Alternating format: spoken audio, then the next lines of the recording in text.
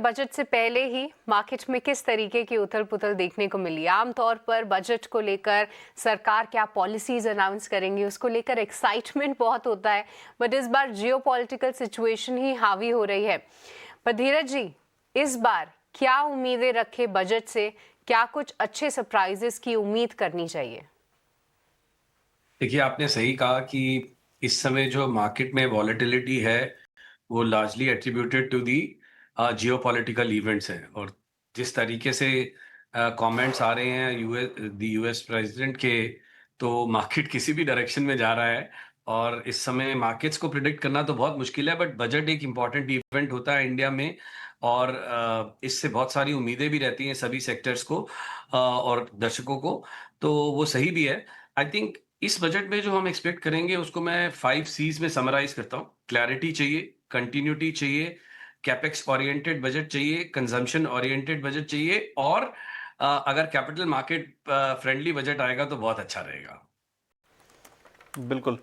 आपने जो sir last सी रखा है वो कैपिटल मार्केट फ्रेंडली, तो क्या उम्मीद है कैपिटल मार्केट की इस बार के बजट से? क्या एलटीसीजी, एसटीसीजी, एसटीटी को लेकर कोई उम्मीद कर रहे हैं? देखिए, मैंने कंटिन्यूटी और क्लैरिटी भी बोला, तो मेरे को नहीं लगता क्या कहते हैं कि इस साल कोई बहुत मेजर चेंजेस आपको क्या कहते हैं टैक्सेशन साइड पे मिलेंगे। लास्ट ईयर हमने देखा था क्या कहते हैं कि बहुत सारे चेंजेस हुए थे और फेवरेबल चेंजेस हुए थे। कैपिटल मार्केट्स के लिए थोड़ा-सा डैम्पनर था, लेकिन अगर आप कंटिन्यूटी रखेंगे तो ठीक रहेगा। अगर आप थोड़ा-सा क्या कहते हैं फाइनेंस मिनिस्टर एसटीटी को रिड्यूस करें या एबॉलिश करें डिलीवरी रेट पे, तो वो एक लॉन्ग टर्म इन्वेस्टर्स के लिए फेवरेबल रहेगा। क्योंकि जब एसटीटी इंट्रोड्यूस किया गया था, तो उसका ऑब्जेक्टिव ये था कि उस समय कैपिटल गेन टैक्सेस नहीं थे। तो at the time of buying and selling आप एक टैक्स कलेक्ट कर रहे थे। अभी आप at the time of buying and selling भी टैक्स कलेक्ट कर रहे हो और कैपिटल गेन्स पे भी टैक्स है और वो भी इंक्रीज किया है। तो उस हिसाब से मुझे लगता है कि थोड़ी-सी राहत देनी चाहिए एसटीटी पे। ऑलराइट, तो थोड़ी सी राहत देनी चाहिए एसटीटी पे। पर धीरज जी, देखिए, ये कुछ उम्मीदें मेरे एक्सपीरियंस में कहते हैं कि हर साल ही ऐसी कुछ उम्मीदें हम ज़रूर लगा के चलते हैं। बट ये साल थोड़ा सा इंटरेस्टिंग या फिर थोड़ा सा डिफरेंट इसलिए भी है क्योंकि एफआईएस का पार्टिसिपेशन लगातार जो है वो कम होता हुआ नजर आया है।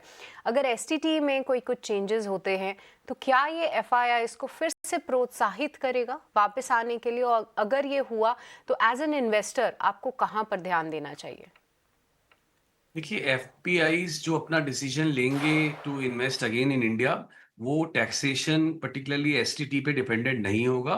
वो डिपेंड करेगा कि कैसी आपकी अर्निंग ग्रोथ रहती है और कैसे आपके मैक्रोस प्लेस करते हैं और ओवरऑल क्या ग्लोबल एनवायरनमेंट है। अगर हम लोग यूनाइटेड स्टेट्स के साथ डील कर पाते हैं और जो अभी जियोपॉलिटिकल इश्यूज और टेंशन्स चल रही हैं उसमें थोड़ा सा क्लैरिटी आती है और वो कम होती हैं, तो एफपीआईज इंडिया में इन्वेस्ट करेंगे। क्योंकि उन्होंने लास्ट काफी समय से बेकवाली की है और वो एक अच्छी अपॉर्चुनिटी ढूंढ रहे हैं। डोमेस्टिक फ्लोस बहुत स्ट्रांग हैं। मुझे लगता है क्या कहते हैं डोमेस्टिक फ्लोस काफी स्ट्रांग रहने वाले हैं आने वाले समय में भी।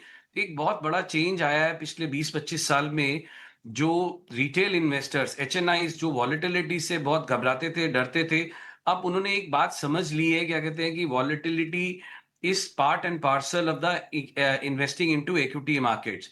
तो उसको समझते हुए वो कंटिन्यूअसली इन्वेस्ट कर रहे हैं इक्विटी मार्केट में। तो मुझे लगता है डोमेस्टिक फ्लोस तो स्ट्रांग रहेंगे, लेकिन एफपीआईज का डिसीजन टैक्सेशन पे इतना डिपेंडेंट नहीं है। वो अर्निंग्स ग्रोथ देखेंगे। जैसे ही हमारी डिसाइसिव अर्निंग ग्रोथ विजिबल होगी, मैक्रो एनवायरनमेंट स्टेबल होगा, आप देखेंगे क्या कहते हैं कि फॉरेन पोर्टफोलियो इन्वेस्टर्स इन्वेस्ट करना शुरू कर देंगे इंडियन मार्केट में।